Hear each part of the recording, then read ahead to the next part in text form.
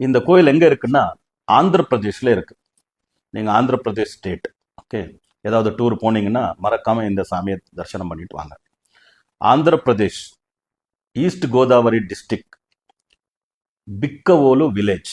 Okay, நீங்க ஒன்றும் இல்லை, கூகுளில் பிக்கவோலு லக்ஷ்மி கணபதி டெம்பிள் அப்படின்னு கூகுளில் சர்ச் பண்ணுங்க, உங்களுக்கு வித் லொகேஷன் வந்துடும். ராஜமன்றிலேருந்து 30-35 கிலோமீட்டர் தூரத்தில் இருக்கு. அருமையான ஒரு லக்ஷ்மி கணபதி டெம்பிள், கோவில்.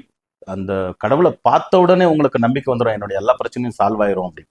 உண்மையிலே இன்னும் நீங்க இதை அவருடைய செவில சொல்லிட்டு வந்துட்டீங்கன்னா காதுல, எல்லா பிரச்சனையிலிருந்து வெளியில வந்துடுங்க.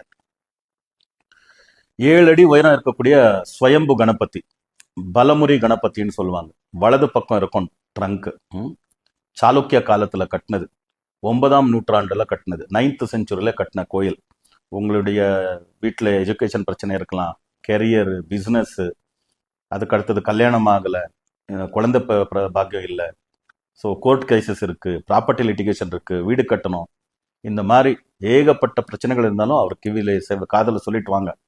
ஏதோ என்னுடைய முடிஞ்சளவுக்கு ஏதாவது ஒரு பூஜையை செய்கிறேன், ஒரு சேவையை செய்கிறேன், இந்த பிரச்சனைலேருந்து என்னை வெளியில கொண்டு வந்துடு, பிக்கோல லக்ஷ்மி கணபதி அப்படின்னு வேண்டிட்டு வாங்க.